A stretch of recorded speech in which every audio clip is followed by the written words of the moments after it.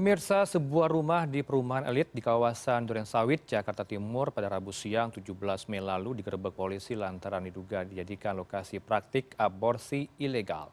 Kasat Reskrim Polres Metro Jakarta Timur AKBP Dimas Prasetyo menyatakan polisi telah menetapkan 5 orang tersangka, satu diantaranya adalah asisten rumah tangga. Modus mereka adalah memasang iklan layanan jasa menggugurkan kandungan di media sosial. Untuk bahasnya kami sudah terhubung dengan Pak AKBP Dimas Prasetyo selaku Kasat Reskrim Polres Jakarta Timur. Selamat sore, Assalamualaikum Pak Dimas. Selamat sore, Assalamualaikum Mas. Waalaikumsalam, terima kasih untuk waktu Anda bersama kami Pak Dimas. Update-nya seperti apa perkembangan penyidikan ini Pak? Oke, terima kasih. Kami dari jajaran Satuan Reserse Kriminal Polres Metro Jakarta Timur sampai dengan hari ini masih melakukan pemeriksaan dan pendalaman terhadap beberapa tersangka, pengembangan-pengembangan terkait sudah berapa lama melakukan dan rekanan-rekanan yang lain yang memang masih dalam pencarian. Ya, ini orang yang masih membuat website atau yang mengiklankan terkait praktek jasa aborsi tersebut di media sosial dan di internet seperti itu.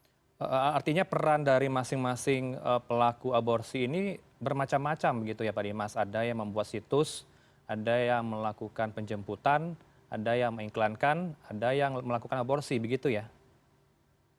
Iya, dari 5 tersangka yang kami amankan memang adalah tersangka yang terlibat langsung ya ini tersangka utamanya yaitu SA, kemudian pada saat melakukan aksinya dibantu oleh saudari H, dan ada saudari SU sebagai marketingnya atau bagian yang menjemput pada saat para pasien ini yang akan datang untuk menggunakan jasa praktek aborsi tersebut, saudara IS sebagai drivernya dan ada saudara EP sebagai tukang bersih-bersihnya seperti itu. Untuk Sudah pembersihan. berapa lama praktik ini berjalan Pak Dimas? Untuk di daerah Jakarta Timur sendiri, tepatnya tempat yang kami lakukan penggerebekan tempo hari, itu baru berjalan 1 minggu.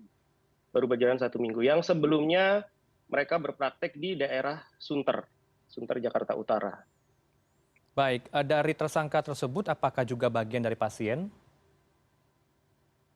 Eh, Tidak ada. Jadi pada saat kami melaksanakan penggerebekan, memang ada beberapa saksi, ya ini beberapa orang yang kebetulan bahkan ada yang dari luar kota, ya mereka memang rencananya baru akan melakukan eh, tindakan aborsi tersebut. Jadi kami masih tetap sementara ini masih menetapkan sebagai saksi saja terlebih dahulu. Baik, tersangka ini merupakan profilnya adalah tidak merupakan dari tenaga kesehatan tapi pernah bekerja di kebidanan, begitu ya Pak Dimas? Profesinya apakah Eh, mantan perawat atau bagaimana? Ya, dari saudari SA sendiri sebenarnya bukan mantan perawat ataupun mantan bidan ataupun memiliki latar belakang medis yang berkaitan dengan pekerjaannya sekarang.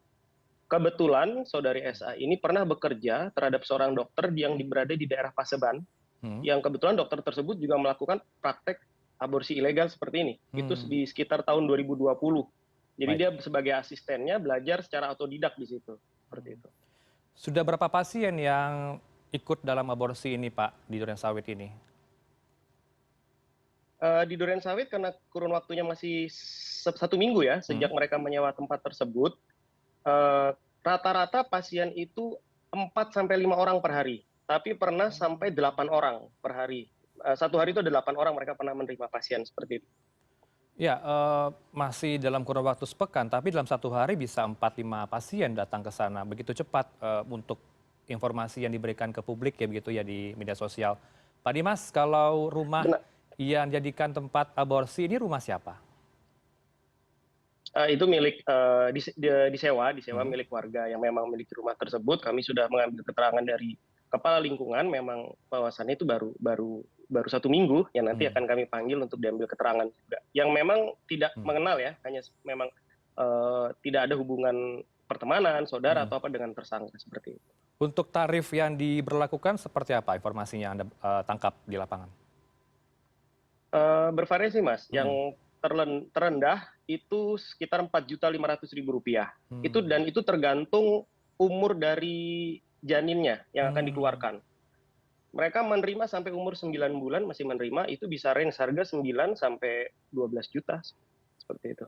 Baik, dalam waktu 1 pekan ini apakah tidak ada kecurigaan dari warga setempat ada praktik aborsi ilegal yang terjadi di sekitar rumah mereka?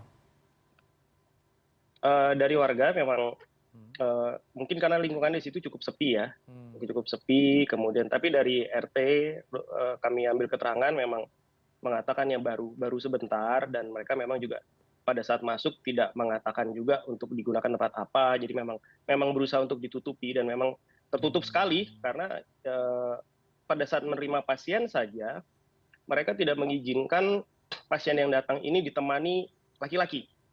Jadi diusahakan datang sendiri ataupun kalau yang menemani adalah yang perempuan. Jadi memang rapi gitu operasinya, pelaksanaan kegiatannya seperti itu. Baik, identitas tersangka ini terdiri dari pria dan juga perempuan begitu ya? Tidak semuanya dari kaum pria begitu ya Pak Dimas?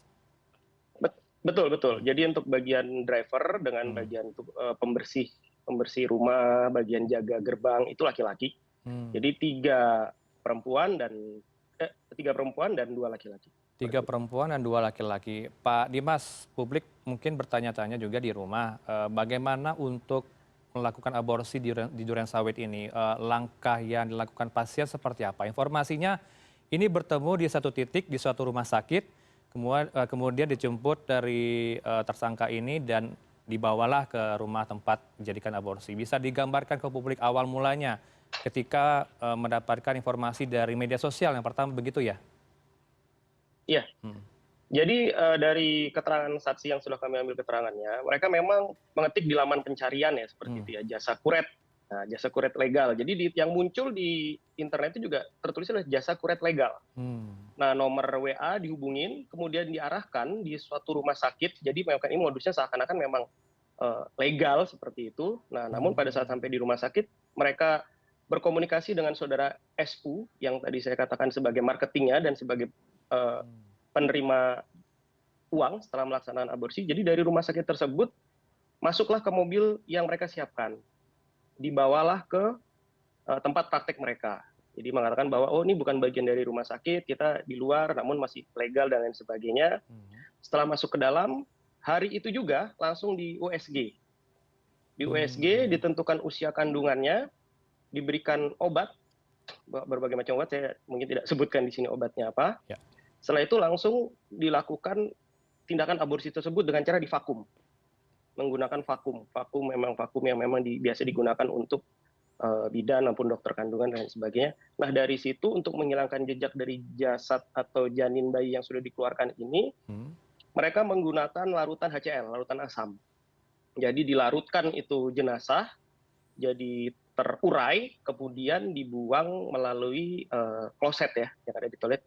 Jadi bisa dihilangkan dengan mudah ini jasad dari bayi tersebut atau janin tersebut, begitu.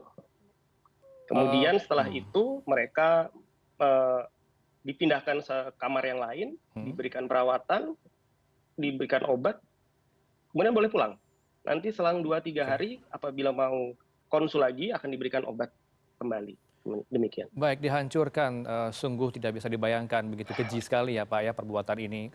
Kalaulah dibuang di Sabtiteng, apakah Anda juga mencari tahu dari Sabtiteng ini berapa jasad yang sudah dilakukan aborsi oleh tersangka?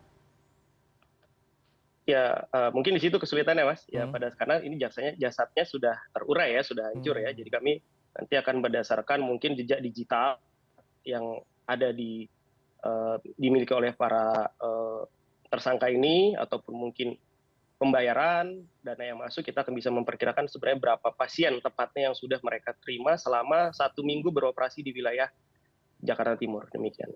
Baik, kalau dari Durensawit, apakah ada kasus lain yang Anda curigai? Mungkin teman-teman kepolisian mengetahui informasi yang beredar juga selain dari Durensawit, tentunya ini dikonsumsi di media sosial. Ada tim siber juga yang bekerja untuk menangkal adanya informasi soal aborsi ilegal ini, Pak Dimas.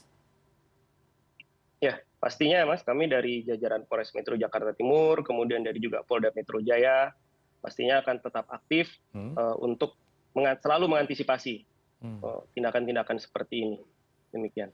Baik, terima kasih untuk update Anda bersama kami di sore hari ini dengan Newsroom, Pak AKBP Dimas Prasetyo selaku Kasat Reskrim Polres Jakarta Timur. Selamat sore, Assalamualaikum, salam sehat Pak Dimas. Selamat sore, Waalaikumsalam. Terima kasih, Mas.